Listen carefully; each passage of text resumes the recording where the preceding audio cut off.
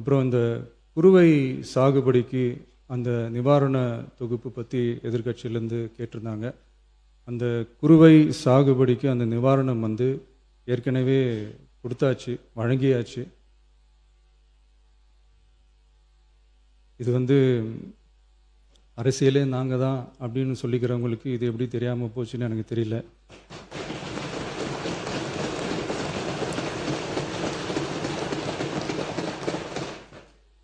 முன்ன பின்ன பேப்பர் படிச்சிருந்தா நாட்டில் என்ன நடக்குதுன்னு தெரிஞ்சிருக்கும்.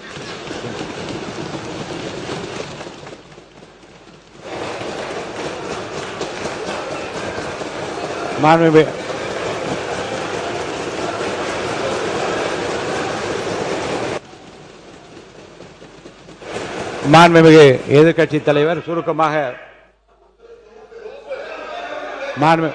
கொஞ்சம் அமைதியா இருங்க. மாண்புமிகு எதிர்கட்சி தலைவர் பேசுவதற்கு நீங்க அமைதியா இருங்க. நீங்களே இப்படி பிரச்சனை பண்ணா எப்படி? அமைதியா இருங்க, அவங்க பேசணும் சுருக்கமாக. பேரவைத் தலைவர் அவர்களே, ஸ்பெஷல் பேக்கேஜ்னா நீங்க கொடுத்தது 134 கோடி கொடுத்தீங்க. அது அனைத்து அரசுலையும் கொடுக்கறக்கூடிய ஸ்பெஷல் பேக்கேஜ் தான். இப்போ வறட்சி நிவாரண நிதி அவங்க கேட்குறாங்க. இது ரெண்டுத்துக்கும் வித்தியாசம் தெரிஞ்சுக்க வேண்டும். இது வெறும் டெய்லி காலைல பேப்பர் படித்தா மட்டும் பத்தாது. அங்கே அனைத்து கட்சி கூட்டத்தை கூட்டி அனைத்து விவசாயிகளோடையும் போய் கலந்து பேசி அவங்களுடைய கோரிக்கைகள் என்னன்னு நீங்கள் தயவுசெய்து கேட்டுக்கொள்ள வேண்டும். இவற்றின் நான் சிறப்பு கவன ஈர்ப்பு தீர்மானமாக மட்டும் எடுத்துக்கொள்கிறேன். கட்சிக்கு ஒரு வீதம் மாண்பு உறுப்பினர்கள் இப்பொருள் குறித்து சுருக்கமாக கூறி அரசின் கவனத்தை ஈர்க்கலாம். மாண்புமிகு எதிர்கட்சி தலைவர் அவர்கள். மாண்புமிகு பேரவைத் தலைவர் அவர்களே, இன்றைக்கு தமிழ்நாடு விவசாயிகளுடைய வேதனைக்கு இந்த அரசு ஒரு சரியான தீர்வை காண வேண்டும்னு இந்த ஒத்திவைப்பு தீர்மானத்தை நாங்கள் இங்கே கொடுத்துருக்கிறோம். இந்த ஒத்திவைப்பு தீர்மானத்தை கொண்டு வருவதற்கு 4 முக்கிய காரணங்கள் இருக்கின்றது. முதல் காரணம், மேகதாது அணை கட்டுற கர்நாடக அரசை தடுக்க இந்த அரசு என்ன நடவடிக்கை எடுத்திருக்கிறது என்று இந்த அவைக்கு நீங்கள் தெரிவிக்க வேண்டும். இரண்டாவது காரணம், முழு பயிர்க்கடன் தள்ளுபடின்னு நீங்கள் தேர்தலின் போது வாக்குறுதி கொடுத்துவிட்டு இன்றைக்கு ஆட்சிக்கு வந்துவிட்டு அரைகுறை தள்ளுபடியை மட்டும் செய்வது ஏன்? மூன்றாவது காரணம், காவிரியில் தண்ணீர் வராத காரணத்தினால குறுவை சாகுபடி இன்னைக்கு மொத்தமாக இல்லாமல் போயிடுச்சு. இதற்கு தகுந்த நிவாரண தொகையை எப்பொழுது இந்த அரசு விவசாயிகளுக்கு கொடுக்க போகின்றது? நான்காவது காரணம், டெல்டா மாவட்டங்களை வறட்சி பாதிக்கப்பட்ட மாவட்டங்களாக அறிவித்து அங்கே இருக்கக்கூடிய விவசாயிகளுக்கு உரிய நிவாரணத்தை இந்த அரசு கொடுக்க வேண்டும். முதல்ல மேகதாது பிரச்சனையில் இருந்து என்னுடைய உரையை நான் துவங்குகின்றேன். தாவேக அரசு அமைஞ்சதிலிருந்து மேகதாது அணை கட்டுறதில் இதுவரை காட்டாத ஒரு வேகத்தையும் தீவிரத்தையும் இன்றைக்கு கர்நாடக அரசு காட்டி வருகின்றது. மேகதாது விஷயத்தில் ஒரு முறை மட்டும் பிரதமர்கிட்ட நம்முடைய முதலமைச்சர் அவர்கள் கோரிக்கை வச்சார். அடுத்து மேகதாது பிரச்சனையில இருந்து இந்த பேரவையில் ஜூன் 19 அன்னைக்கு இந்த அரசு ஒரு தீர்மானத்தையும் கொண்டு வந்தது. ஆனால் அந்த தீர்மானம் மட்டும் நிறைவேற்றினா போதாது, அனைத்து கட்சி தலைவர்களோடு சேர்ந்து டெல்லிக்கு செல்ல வேண்டும் என்று எங்களுடைய கழக தலைவர்கள் சொன்ன ஆலோசனையும் நான் இந்த அவையிலே பதிய வைத்திருக்கின்றேன். அப்பொழுதுதான் நாம் அனைவரும் இந்த விஷயத்தில் ஒற்றுமையாக இருக்கிறோம் என்பதையும் நாம் அவர்களுக்கு சொல்ல முடியும். இந்த இடைப்பட்ட காலத்தில் நாங்கள் சொன்னதையும் இந்த அரசு செய்யவில்லை. அனைத்து கட்சி கூட்டத்தை கூட்டணும்னு தொடர்ந்து வலியுறுத்தி கேட்டுக்கொண்டு வருகின்றோம். திராவிட முன்னேற்ற கழகம் மட்டுமல்ல, தமிழ்நாட்டில் இருக்கக்கூடிய அனைத்து கட்சியும் இந்த அனைத்து கட்சி கூட்டத்தை கூட்ட வேண்டும் என்று தொடர்ந்து வலியுறுத்தி வருகின்றார்கள். ஏன் கேட்டுக்கிறோம்னா, கர்நாடக முதலமைச்சரும் அந்த அரசும் மேகதாது விஷயத்தில் மிகவும் தீவிரமாக செயல்பட்டு வருகின்றார்கள். ஜூன் 11 ஒன்றிய நிதியமைச்சர் திருமதி நிர்மலா சீதாராமனை கர்நாடக முதலமைச்சர் அவர்கள் நேரில் பார்த்து மேகதாது அணை கட்டுவதற்கு நிதியுதவி வேண்டும் என்று கோரிக்கை வச்சிருக்கிறார். ஜூன் 12 ஒன்றிய ஜல்சக்தி துறை அமைச்சர் திரு CR பட்டீல் அவர்களை நேரில் பார்த்து மேகதாது திட்டத்திற்கு நீங்கள் ஒப்புதல் அளிக்க வேண்டும் என்று கோரிக்கை வச்சிருக்கிறார். ஜூலை 27 அன்னைக்கு நாடாளுமன்றத்தில் ஒன்றிய ஜல்சக்தி துறை அமைச்சர் இணையமைச்சர் மேகதாதுல அணை கட்ட தமிழ்நாடு புதுச்சேரி மாதிரியான கீழ்ப்படுகை மாநிலங்கள், அதாவது லோவர் ரிப்பேரியன் ஸ்டேட்ஸ், அதனுடைய அனுமதி தேவையில்லை என்று கூறியிருக்கிறார். அதே நாள் ஜூலை 27 டெல்லியில் கர்நாடகத்தைச் சேர்ந்த அனைத்து கட்சி எம்பிக்கள் கூட்டத்தை கர்நாடக முதலமைச்சர் அவர்கள் நடத்தியிருக்கிறார். கர்நாடக அமைச்சர் திரு ராமலிங்க ரெட்டி, கர்நாடக அரசுடைய டெல்லி பிரதிநிதி, கர்நாடக அரசுடைய தலைமை வழக்கறிஞர், மூத்த அதிகாரிகள் எல்லாரும் கூட சேர்ந்து மேகதாது சம்பந்தமாக அந்த மாநில முதலமைச்சர் ஆய்வுக் கூட்டத்தையும் நடத்தியிருக்கிறார். எல்லாத்துக்கும் மேலே ஆகஸ்ட் 2 பெங்களூரில் அனைத்து கட்சி கூட்டத்தை கூட்டுறோம்னு கர்நாடக முதலமைச்சர் அனைத்து கட்சிக்கும் அழைப்பும் விடுத்திருக்கிறார். திரு சீதாராமையா, திரு பசவராஜ் பொம்மையா, திரு எடியூரப்பா, திரு குமாரசாமி, திரு வீரப்ப மொய்லி என 5 முன்னாள் முதலமைச்சர்கள் உட்பட அந்த முக்கியமான கூட்டத்தில் முக்கியமான தலைவர்கள் அனைவரும் அந்த கூட்டத்தில் கலந்து கொண்டிருக்கிறாங்க. கர்நாடக முதலமைச்சர் அந்த கூட்டத்தில் ஊடகங்களை சந்தித்து பேட்டியும் தெளிவாக கொடுத்திருக்கிறார். இப்படி அவங்க ஸ்டெப் பை ஸ்டெப்பாக ஒரு மாசத்துல பல நடவடிக்கைகளை தொடர்ந்து எடுத்துக்கிட்டு வராங்க. மாநில நலன் அப்படின்னு வந்தா அவங்க எப்படி அரசியல் வேறுபாடுகள் எல்லாம் பார்க்காம கடந்து மறந்து ஓரணியில் நிற்கிறாங்களோ, அதே போல நாமளும் நம்முடைய ஒற்றுமையை கர்நாடக அரசுக்கும் ஒன்றிய அரசும் காட்ட வேண்டும் அப்படின்னு தான் நாங்கள் அனைத்து கட்சி கூட்டத்தை தொடர்ந்து கூட்ட வேண்டும் என்று எங்களுடைய கோரிக்கையை வச்சிருக்கிறோம். விவசாயிகள் மேல அக்கறை உள்ள ஒரு அரசு இதையெல்லாம் கேட்காமல தானாகவே செய்ய வேண்டும். மாண்புமிகு சட்டமன்ற எதிர்க்கட்சி தலைவர் சிறப்பு கவன ஈர்ப்பு தீர்மானத்தில் தாங்கள் குறிப்பிட்டுள்ள அந்த செய்திகளை பற்றி மட்டும் நீங்கள் இங்கே பேச வேண்டும். விரிவாக விளக்கமாக பேசுவதற்கு மானிய கோரிக்கைகள்லாம் வருகிற போது நீங்கள் பேசிக்கொள்ளலாம். இப்போது உங்களுடைய கடிதத்தில் குறிப்பிட்டுள்ள எந்த விதியின் கீழ் நீங்கள் கொடுத்தீர்களோ அதை நான் மாற்றி சிறப்பு கவன ஈர்ப்பு தீர்மானமாக எடுத்துக்கொண்டிருக்கிறேன். சுருக்கமாக நீங்கள் கடிதத்தில் சொல்லியுள்ள அந்த பிரச்சனையை மட்டும் நீங்கள் பேசும்படி கேட்டுக்கொள்கிறேன். ஏன் அனைத்து கட்சி கூட்டத்தை கூட்ட மறுக்கிறீர்கள் என்பதுதான் சிம்பிளாக நான் கேட்கக்கூடிய கேள்வி. நாம தொடர்ந்து அழுத்தம் கொடுத்த பிறகு இப்பொழுது ஜூலை 28 அன்னைக்கு பிரதமருக்கு 2வது கடிதத்தை நம்முடைய முதலமைச்சர்கள் எழுதியிருக்கிறார். எங்களுடைய தலைவர் முதலமைச்சராக இருந்தப்போ தமிழ்நாட்டுடைய பிரச்சனைகளுக்காக கடிதங்கள் எழுதினதை விமர்சித்து இப்போ இங்கே இருக்கக்கூடிய முதலமைச்சர் அவர்கள் என்னென்ன பேசியிருக்கிறார் என்பதை இங்கே கொஞ்சம் ரீவைண்ட் செய்து நீங்கள் பார்க்க வேண்டும். முதலமைச்சர் பேச்சதான் இங்கே நான் அவை குறிப்பில் குறிப்பிட விரும்புகிறேன். அதை நீக்க மாட்டீங்க அப்படின்னு நான் நம்புகிறேன். ஸ்டாலின் அவர்கள் அப்பப்போ எந்திரிச்சு கடிதம் எழுதிட்டு தூங்க போயிடுவார், அவ்வளவுதான், அது அப்படியே கிடக்கும். மானே தேனே பொன்மானே இப்படி கடிதம் எழுதுறது எல்லாம் இனிமே வேலைக்கு ஆகாது. நான் திரும்ப ஏற்கனவே சொல்லிட்டேன். அப்புறம் நீங்கள் பேசியதை அவை குறிப்பில் நீக்க வேண்டியது வரும். நீங்கள் கொடுத்திருக்கிற விதியை நான் சிறப்பு கவன ஈர்ப்பு தீர்மானமாக எடுத்துக்கொண்டிருக்கிறேன்.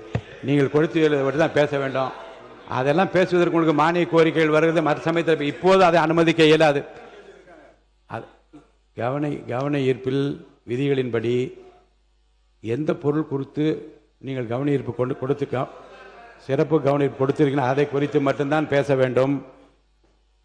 மீதி விஷயங்களை பேசுவதற்கு நான் அனுமதிக்க மாட்டேன். தேவையற்ற சர்ச்சையும் எதை நோக்கி போக வேண்டும் என்று இந்த தமிழ்நாடு விரும்புகிறதோ அதை நோக்கி மட்டும் போங்கள். இங்கே இதை ஒரு பெரிய அரசியல் இருக்கு. நான் இல்லை கேளு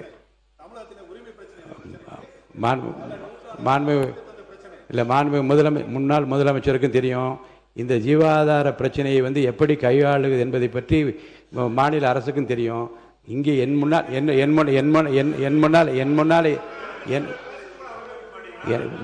என் முன்னாலே இருப்பது விதிகளின்படி இந்த பேரவை நடத்த வேண்டும் என்பதில் நான் அக்கறையாக இருக்கிறேன். விதிகளுக்குட்பட்டு அவர் அவசியம் என்று கருதி அந்த பிரச்சனையை எடுத்திருக்கிறேன். அவர் கொடுத்திருக்கிற இந்த கவன ஈர்ப்பு தீர்மானத்தில் என்ன குறிப்பிட்டிருக்கிறாரோ அந்த கருத்துக்களை சாதாரணமாக மரபு என்ன என்றால் அதை படித்துவிட்டு இந்த பிரச்சனையை உங்கள் கவனத்திற்கு கொண்டு வந்து கவனத்தை ஈர்க்கிறேன் என்று சொல்ல அமர்வதுதான் சரி. ஆனால் இதில் நான் பிரச்சனையின் தீவிரம் கருதி நான் அவரை பேச அனுமதித்திருக்கிறேன். மேற்கொண்டு பிரச்சனையை அரசியல் நோக்கத்தில் கொண்டு செல்லாமல் இதில் நீங்கள் குறிப்பிட்டுள்ள இந்த பிரச்சனையை பற்றி மட்டும் படித்துவிட்டு அமருமாறு கேட்டுக்கொள்கிறேன். இல்லை நீங்கள் இருங்க. மாண்பு உறுப்பினர் ஏற்கனவே முன்னாள் முதலமைச்சர் அதை சொல்லிட்டாங்க. நீங்கள் உட்காருங்க. மாண்பு பேரவைத் தலைவர்களே, இந்த பிரச்சனை தீவிரமான பிரச்சனை என்று நீங்களே சொல்கிறீர்கள். நான் கேட்பதெல்லாம் ஒன்று தான். நாங்கள் தொடர்ந்து அனைத்து கட்சி கூட்டத்தை கூட்ட வேண்டும் என்று கேட்டுக்கொள்கின்றேன். காவிரியில் இந்த பிரச்சனையை தீர்ப்பதற்காக கர்நாடக அரசு தொடர்ந்து அனைத்து கட்சி கூட்டத்தை கூட்டிகிட்டு இருக்கிறாங்க. அங்கே இருக்கிறவங்க எல்லாருடைய கருத்துக்களையும் கேட்குறாங்க. ஏன் தமிழக அரசு அனைத்து கட்சி கூட்டத்தை கூட்டுவதை தவிர்க்கின்றது என்பதுதான் எங்களுடைய கேள்வி. அதாவது பேரவைத் தலைவர் வாயிலாக இன்னும் இங்கே தெரிவிக்க விரும்புகின்றேன். இந்த அரசு ஒரு புது டெக்னிக்கை ரெகுலராக ஃபாலோ பண்ணிட்டு வராங்க. எதையாவது ஒன்று செய்யறதுக்கு முன்னாடி அந்த செய்தி இவங்களே லீக் பண்ணிடுறாங்க. உடனே அதற்கு எதிர்ப்பு பலமாக இருந்தால் உடனே ஒரு யூடியூன் சொல்றேன். தேவையற்ற பிரச்சனை திருப்பும் நான் சொல்லுகிறேன். இந்த பிரச்சனையை ஒட்டி மற்றும் பேசுங்கள். எந்த ஸ்ட்ராட்டஜி எந்த இதெல்லாம் என் முன்னால் இருக்கிற பிரச்சனை தேவையில்லை. வாங்க, இந்த பிரச்சனையை ஒட்டி தான் தலைவர் பேசிட்டு இருக்கிறேன். முதலமைச்சர் அவர்கள் கர்நாடகா போறார் அப்படின்னு வேளாண் துறை அமைச்சர் ஒரு பேட்டி கொடுக்கிறார். அப்புறம் அவரே அதை மறுத்து பேசுகிறார்.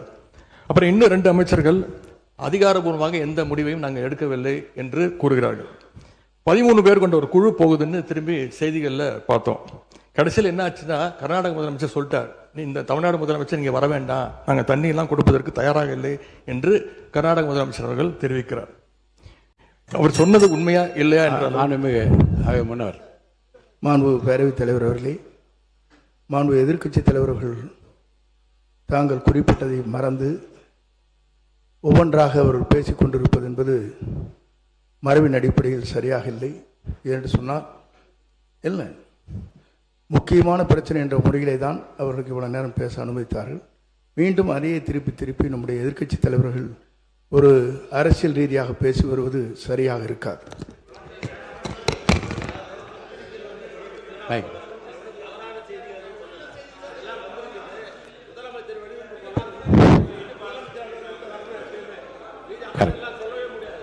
உட்கார்.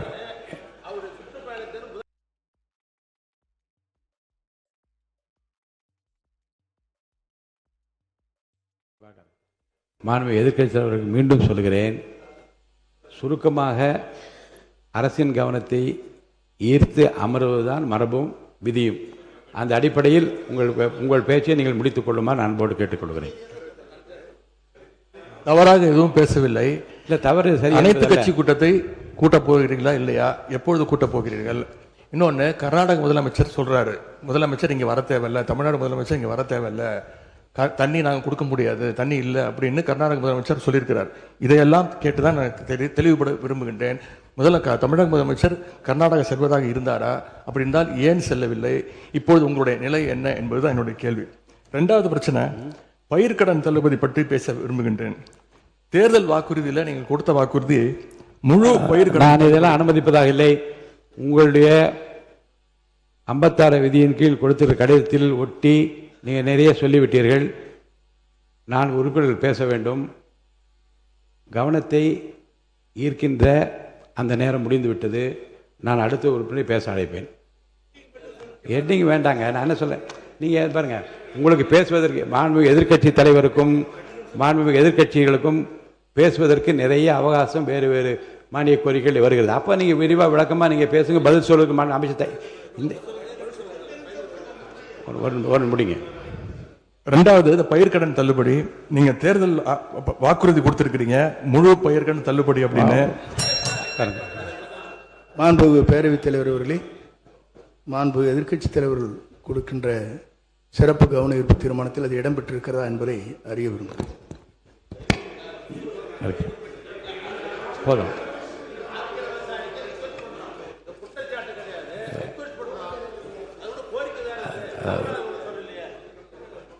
பாருங்க, கவனத்தை ஈர்க்கின்ற அந்த பிரச்சனை மாறி இது வேறு வேறு திசைகளிலே செல்லுமானால் எந்த பிரச்சனைக்காக இதனை அனுமதித்தனோ அந்த பிரச்சனை நிறைவேறாது. அருள் கூர்ந்து இதற்காக தான் நாங்கள் விவசாயிகள் போராடிட்டு இருக்கிறாங்க. நீங்கள் பயிர்க்கடன் தள்ளுபடி முழுமையாக கொடுப்போம்னு சொன்னீங்க, கொடுக்கல. இதையும் சேர்த்து தான் அங்கே விவசாயிகள் இங்கே போராட்டத்தில் ஈடுபட்டு இருக்கிறாங்க. எவ்வளவு டைம் தேவைப்படும் அப்படின்னு சொல்ல வேண்டும். அதே மாதிரி டெல்டாவில் இருக்கக்கூடிய அனைத்து தரப்பு விவசாய சங்க பிரதிநிதிகளையும் சந்திச்சு பேசுகிற மாதிரி முதலமைச்சர் அவர்கள் ஒரு கூட்டத்தை கூட்ட வேண்டும். 3வதாக, குறுவையில் நஷ்டத்தை சந்திச்சிருக்கக்கூடிய விவசாயிகளுக்கு இந்த அரசு உரிய இழப்பீடு வழங்கணும்னு கேட்டுக்கொள்கின்றேன்.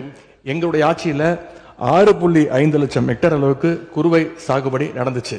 ஆனா இன்றைக்கு இந்த வருஷம் இந்த ஆட்சியில வெறும் 1.5 லட்சம் ஹெக்டேர் அளவுக்கு தான் குறுவை சாகுபடி நடந்திருக்கு. நீங்க ஸ்பெஷல் பேக்கேஜ்னு சொல்லி 134 கோடி அறிவிச்சிருக்கிறீங்க. அதை எத்தனை பேருக்கு கொடுத்திருக்கிறீங்க என்பதை இந்த அவையில தெரிவிக்க வேண்டும். ஏதாவது கணக்கெடுப்பு நடத்தியிருக்கிறீர்களா? மாண்புமிகு பொதுப்பணித்துறை அமைச்சர்.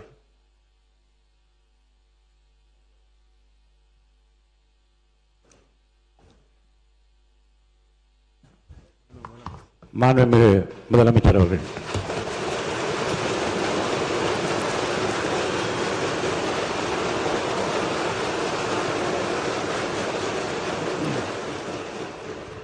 மாண்புமிகு பேரவைத் தலைவர் அவர்களே,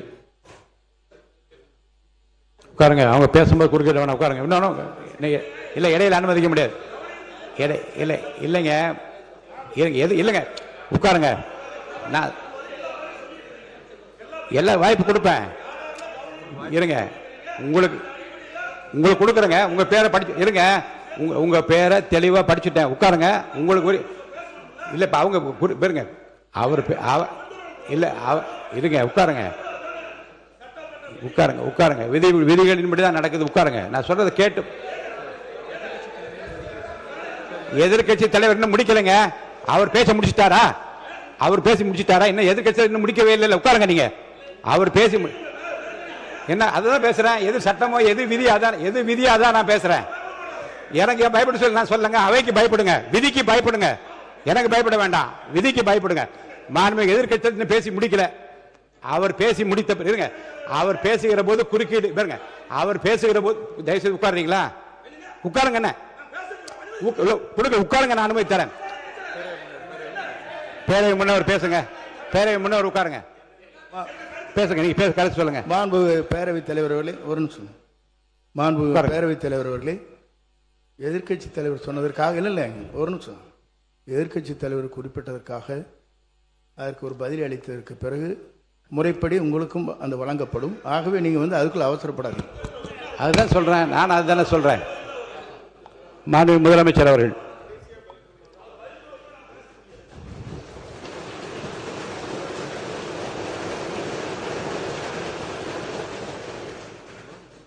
மாண்புமிகு பேரவைத் தலைவர் அவர்களே, காவிரி விவகாரத்தில் எதிர்கட்சி சில விவரங்களை கேட்டிருக்கிறாங்க. காவிரி நமக்கு உயிர் ஆதாரம், நம்மளோட உணர்வு ரீதியான ஒன்று. அதனால் அதை வச்சு அரசியல் பண்ணுற எண்ணம் துளி கூட நம்ம அரசுக்கு இல்லை.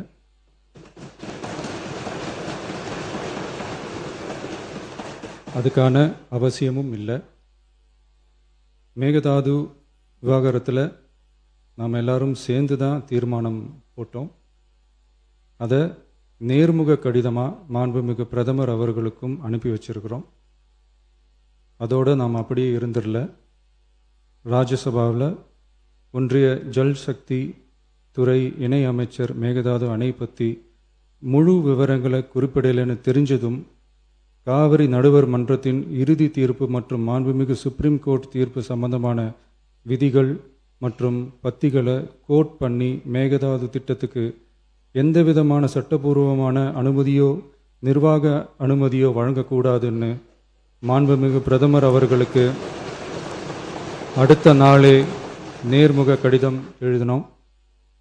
காவிரி நதிநீர் பங்கீட்லேயும் சரி, மேகதாது அணை கட்டுற முயற்சிகளை தடுக்கிறதுலையும் சரி, தமிழ்நாட்டோட உரிமையை நம்ம அரசு கொஞ்சம் கூட விட்டு தரவே தராது. அதுதான் நம்மளோட நிலைப்பாடும். அதே நேரத்தில் கர்நாடகாவில் சில அணைகள் கட்ட ஆரம்பித்ததை பற்றியும் இதே அவையில் 1969 ஒரு விவாதம் நடந்திருக்கு. அப்போது நீர்வளத்துறை அமைச்சராக இருந்தது யார்? அப்போ அணை கட்ட விட்டது ஏன்னு கேட்டு அந்த மாதிரி சீப் பாலிடிக்ஸ்லாம் நான் பண்ண விரும்பலை.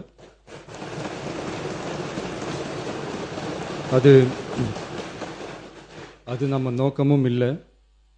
ஏன்னா காவிரி விவகாரத்தை ரொம்ப கவனமாக கையாளணும். எந்த கட்சி ஆளுகிறது, எந்த கட்சிக்கு பெருமை, யாருக்கு பெருமைன்னெலாம் பார்க்கக்கூடாது. இது தமிழக மக்களுடைய பிரச்சனை அப்படின்னு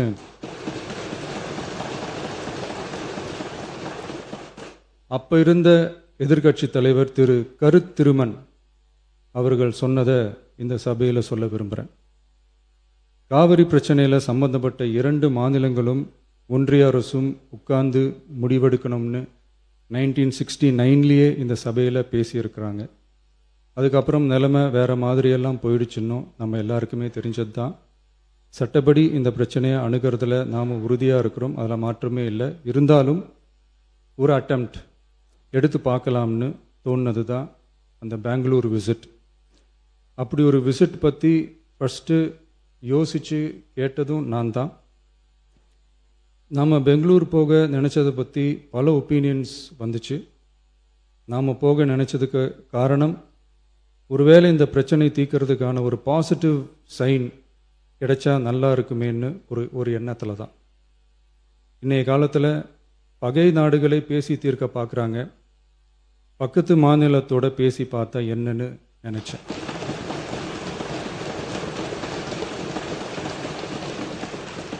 அதனால தான் அப்படி ஒரு அட்டெம்ப்ட் எடுக்க நான் ட்ரை பண்ணோம். ஒருவேளை அந்த அட்டெம்ப்டில் ஒரு அவமானம் நேர்ந்தால் என்ன செய்யன்னு சில பேர் கேட்டாங்க. அப்படி நடந்தால் தமிழ்நாட்டு மக்களுக்காக அதையும் தாங்க தயாராக தான் இருக்கேன்.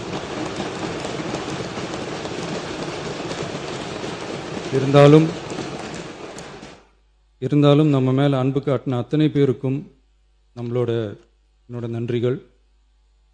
இந்த காவிரி விவகாரம் பற்றி மாண்புமிகு நீர்வளத்துறை அமைச்சர் அவர்கள் உரிய விளக்கம் அளிப்பார். அதே மாதிரி காவிரி பிரச்சனையால் பாதிக்கப்பட்ட விவசாயிகளுக்கான அந்த இன்சூரன்ஸ் ப்ரீமியம் அரசே கட்டுறதை பற்றி கேட்டிருந்தாங்க. அதுக்கான விரிவான பதிலை மாண்புமிகு விவசாய அமைச்சர் அவர்கள் தருவார். அப்புறம் இந்த குறுவை சாகுபடிக்கு அந்த நிவாரண தொகுப்பு பற்றி எதிர்க்கட்சியிலேருந்து கேட்டிருந்தாங்க. அந்த குறுவை சாகுபடிக்கு அந்த நிவாரணம் ஏற்கனவே கொடுத்தாச்சு, வழங்கியாச்சு. இது அரசியலே நாங்கள் தான் அப்படின்னு சொல்லிக்கிறவங்களுக்கு இது எப்படி தெரியாமல் போச்சுன்னு எனக்கு தெரியல.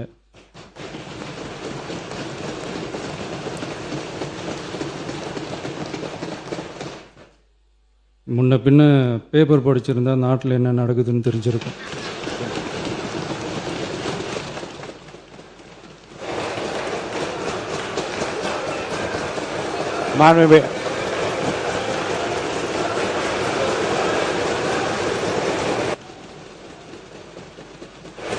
மாண்புமிகு எதிர்க்கட்சி தலைவர் சுருக்கமாக கொஞ்சம் அமைதியா இருங்க. மாண்புமிகு எதிர்க்கட்சி தலைவர் பேசுவதற்கு நீங்க அமைதியா இருங்க. நீங்களே இப்படி பிரச்சனை பண்ணா எப்படி? அமைதியா இருங்க, அவங்க பேசணும் சுருக்கமாக. பேரவைத் தலைவர் அவர்களே, ஸ்பெஷல் பேக்கேஜ்னா நீங்கள் கொடுத்தது 134 கோடி கொடுத்தீங்க. அது அனைத்து அரசுலையும் கொடுக்கறக்கூடிய ஸ்பெஷல் பேக்கேஜ் தான். இப்போ வறட்சி நிவாரண நிதி அவங்க கேட்குறாங்க. இது ரெண்டுத்துக்கும் வித்தியாசம் தெரிஞ்சுக்க வேண்டும். இது வெறும் டெய்லி காலைல பேப்பர் படித்தா மட்டும் பத்தாது. அங்கே அனைத்து கட்சி கூட்டத்தை கூட்டி அனைத்து விவசாயிகளோடையும் போய் கலந்து பேசி அவங்களுடைய கோரிக்கைகள் என்னன்னு நீங்கள் தயவுசெய்து கேட்டுக்கொள்ள வேண்டும். அதே மாதிரி முன்னவர் மாண்புமிகு இதெல்லாம் மன்னிக்கணும். மாண்புமிகு எதிர்க்கட்சி தலைவர்கள் இப்போது வறட்சி நிவாரணத்தை பற்றி சொன்னார்கள். செப்டம்பர் இறுதி வரையிலும் பார்த்துவிட்டு தான் வறட்சி நிவாரண பணிகளை ஆற்றுவது வழக்கம். அவை அதை குறிப்பிட விரும்புகிறேன்.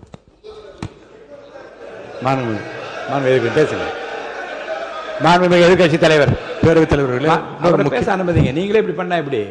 மாண்புமிகு எதிர்கட்சி தலைவர் சுருக்கமா தலைவர்களே, நாங்கள் இன்னொன்று திரும்பி கேட்பதுதான், கர்நாடகாவில் அவங்க அனைத்து கட்சி கூட்டத்தை கூட்டி முன்னாள் முதலமைச்சர்லாம் வர சொல்லி அவங்களுடைய கோரிக்கைகள்லாம் கேட்டுக்கிட்டு இருக்காங்க, தொடர்ந்து கேட்டுட்டு இருக்காங்க.